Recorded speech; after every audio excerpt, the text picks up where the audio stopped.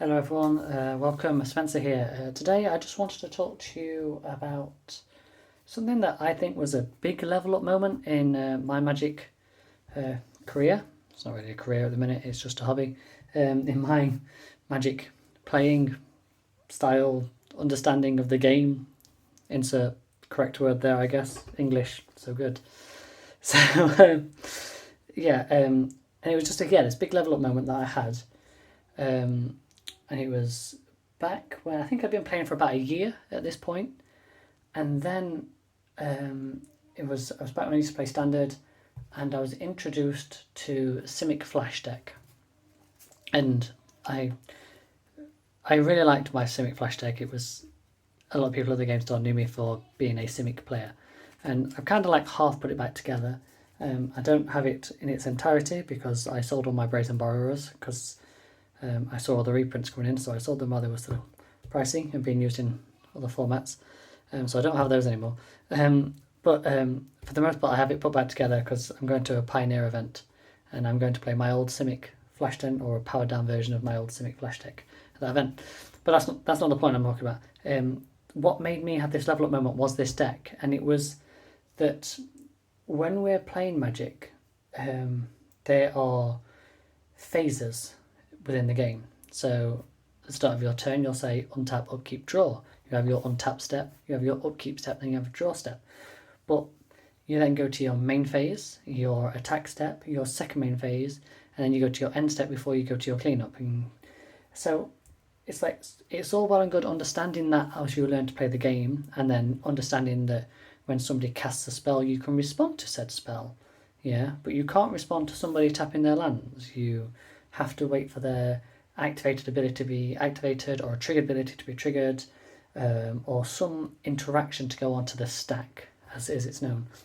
And this Simic Flash deck really helped me understand not just all of that in its entirety, but also priority. Priority is something that obviously is used a lot in CEDH, but it's also used in normal EDH games, but I don't think people fully understand that they're using it sometimes. And that's not to say people don't know how to play or anything like that. I think it's just as new players, understanding priority is not a priority to learn. So when you're playing 1v1 Magic, obviously when I was playing my Simic Flash deck, you would do your untap, upkeep, draw, and you go to your main phase, and then the whole element of the deck was to cast, where is it? I should have probably found this out before I started the video. A Nightpack Ambusher. And Nightpack Ambushers, at the beginning of your end step, if you didn't cast a spell this turn, create a 2/2. So you might be thinking, why would you not want to do anything on your turn? Of course, because you're going to do everything on your opponent's turn. You're going to do everything at instant speed. So all the creatures have flash, all the spells are instants. So you pass the turn to them, and then if they have a creature that's going to attack you and you can't block it, or you don't have your creatures out and a board state out to defend, you could unsummon their creatures as they move to combat. Yeah, or if they're a pump deck, as they go to deal damage, then you use your bounce spell or removal spell to bounce their creature or remove their creature just before it deals combat damage after they've pumped it.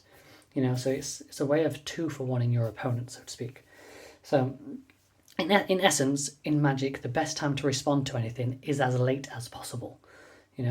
If somebody's casting a tutor to go fetch a win con or something to deal with your threat, you don't deal with the tutor because they might then draw into the threat. Yeah, you then let them cast the tutor, let them use all of their resources. They then draw into that spell. They go to cast it. It targets your creature. Then right before your creature dies, when they pass priority on the spell, that's when you then remove the spell from the stack or protect your creature. Like when you're going into combat damage and you want to pump your creatures, you don't pump your creatures before you go to attack step because then your opponents know what's happening. You move to a combat, you go to attack, so you declare your attacks, everybody declares their blockers, then before damage, that's when you pump your team, as long as you can do with your mechanics. So the priority works in a sense of you go to cast a spell, that's the spell I want to cast, and then in Commander, it'll go clockwise around the table the same way you're taking your turn. So I'll pass to the player on the next. I've put this spell on the stack. Do you want to respond? No. Do you want to respond? No. Do you want to respond? No. Okay, back to me. yeah, and then that spell resolves, okay? And then once that spell hits the battlefield, if it has an ETB trigger then goes on the stack. Then once again, goes around the table, everybody has a chance to resolve. And so yeah, so the big level up moment was realising that you can respond to end steps and things like that. And we see this a lot in EDH, and it's used quite casually, but it's like it's used at those moments, like on somebody's end step, I'm going to do this before it's my turn. So I'll mystical tutor a card to the top of my library, or I'll tap all my mana that I've got available to cast a really big draw spell and draw a load of cards. But there's a few other essences in which it can be used to make things better. So I spoke earlier about pumping things before combat at the last possible step, but I just wanted... This came up in a game the other day, and I revealed my card too early. I wanted to go to attack with Gishath, and my opponent had a blocker. It was their commander, and I was like, there's a good chance they could chump block me here, so I'll only get through for like 2 or 3 damage from Gishath. So I was like, okay, before I move to attacks, in my main phase, I'm going to cast this. And then I was like, actually, wait, no, can I take that back? Before I'd even said my targets. He only had 1 creature available. He knew I was looking at him, probably knew what was going to come in. And everybody agreed, took it back. So I put that in my turn. The reason I didn't want to do it before attacks, because his Eye Generous Gift his commander goes back to his command zone before attacks. He then creates a 3/3 green elephant creature token before the attacks. So then when I attack, he is definitely going to chump block with the 3/3. This is an instant speed spell. I should have gone, declare attackers, I'm attacking you, he declares blockers, yeah? And now normally what happens in that instance is, because it's been blocked, yeah, even before damage is resolved, because the creature has been blocked, you can then remove that creature, and it's been blocked, so the damage doesn't go through. But Gishath has trample, so it's all well and good being blocked, but it then sees 0 toughness blocking the trample, so the trample damage then goes through. So I should have done this after blocks before damage. So if he did block with his commander, I could remove the commander. He would then create a 3/3, but we've already passed the block step, so he then can't block with it. So then I would have got with the full 7 damage going through. So best time to respond to things is as late as possible. And that was just one instance in a game. And that's a really simple interaction, just understanding how trample works with the blocking and obviously responding to things as late as possible. I also had a very similar experience the previous week with Aetherize in my commander deck. It was down to 3 of us. I'll just talk through this one quickly. It was down to 3 of us, me, my friend who was on a token strategy, and my other friend, and he was playing, I think it was like a Rakdos deck and some big demon type things. And the token guy had got quite a big board state. And I was holding this up in case he attacked me. But he didn't attack me. He attacked the other guy and killed the other guy, the Rakdos player. And I was like, oh, okay, that's fine. And then he looked at the board state and was like, right, I die on crackback to you, because I had Merfolk and I'd pumped them all. And I was just like, oh, okay, cool. And I was like, it's a good job he didn't attack me anyway, because I would have just Aetherized you. And then the other gentleman was playing Rakdos. I was like, well, you should have just done that on priority when we passed to second main phase. And I was like, oh, yes, obviously, because this is instant speed, and obviously every time you go in and out of phase, you not phase as in phasing cards in and out like to phase protection, as in when you pass a phase. So we were in the attack step, we'd gone through moving to the attack step, declaring attackers, declaring blockers, damage was then dealt.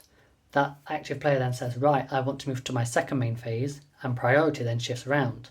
So I could have responded at instant speed and said, okay, before second main phase, before I release my priority for you to go to second main, I'll Aetherize and exile all your attacking creatures. So the damage would have killed the other player, and then I would have wiped his board. And then he'd gone to second main phase, done whatever he was doing, end step, then my turn. Yeah? So just understanding, I guess, responding as late as possible and understanding that priority is just really, really quite key. And it's not just with like low power cards that this matters. Like, this is my Tivit deck, and one of the cards in my Tivit deck is Wishclaw Talisman. So Wishclaw Talisman is interesting because it's worded as if it's sorcery speed, but it's not sorcery speed. So it can pay 1 and tap it, remove a wish counter from Wishclaw Talisman, and then you search your library for a card, put it into your hand, then shuffle your library. An opponent then gains control of Wishclaw Talisman. Activate this ability only during your turn. So yeah, only during your turn. So that's how sometimes sorcery speed is referred to as, oh, you can only do it on your turn, like on your main phase. But this doesn't say at sorcery speed, it just says on my turn. So if it's my turn and I'm in the middle of combat and somebody goes to blow up my creature, I can tap this, pay the 1, tap this, go find a card. And then with their spell still on the stack targeting creature, resolve this, get the card I need, and then counter their spell or protect my creature. So just understanding that the wording on some cards is very quite specific. It doesn't say at sorcery speed, it just says on your turn. So I can only activate this during my turn, but it's my turn at instant speed. Yeah, so you can do it in response to a trigger of something. Yeah, and it's just little nuances within the game that are just really quite sweet. So I think one of the things that I really enjoyed watching with another content creator, can't remember his name, I think it was Dylan on Play to Win. He mentioned, might not have been Dylan, it might have been one of the guys, he mentioned that Magic is kind of like asking your opponents if you can play something. And it's almost like changing that mindset of yourself. Is not, I'm going to do this, I'm going to do this, I'm going to do this. And then when somebody counters it, you get upset because you didn't do what you want to do and they're saying no. You should more review it as, I'm going to cast this. Do you allow this to happen as I pass priority? Yes, you do. It resolves, you know. And if you start thinking of playing Magic that way, you might not get as salty. Well, some people might not get as salty because you're understanding from the get-go, I'm doing this, but it might not happen. Okay, it does happen. Great. Yeah, 9 times out of 10, most of the stuff we have resolves. But that mentality swap, like of, I'm going to cast this. Does it resolve? Does this happen? Will you let me do this? Yes, you will. Okay, I will do this. I just think it's a nice way of viewing the game rather than I'm doing this and I'm going to do that, and if you stop me, you're the problem. So it's just a little bit of a different way of thinking about things. But yeah, that's it. That's all I've got to share with you this week. Just remember, instant speed, react to stuff as late as possible. If somebody's got like a big artifact deck and they're triggering things, going through things, don't be scared to say, right, can you just pause 1 second, explain to me what you're doing, so you can then go, okay, right, and now I understand at what point I need to intercept. So the classic one is Isochron Scepter with Dramatic Reversal underneath. So the first time they tap it to then cast the Isochron Scepter, that's when you can respond and like, right, I'll destroy the Isochron Scepter. So they will get the untap trigger, but the Isochron and the Dramatic Reversal underneath will be destroyed. Yeah? So then they can't do it to gain infinite mana if that's what they're doing. Or Kiora's Follower and an Enchanted Land to tap and untap to make unlimited mana as well. So just those little, if you understand what they're about to do, you can see the opportunities of where to interact or where to advise other people to interact if you don't have the interaction yourself. And also one of those things as well where it's like, if you understand as the priority moves around, as every time somebody activates something, you can tell people a little bit, or you can not tell, you can ask people to say, do you mind slowing down? So when you go to activate that, let's do the priority as people pass around just to make sure there's no responses. And you see that a lot more in like higher end CEDH games.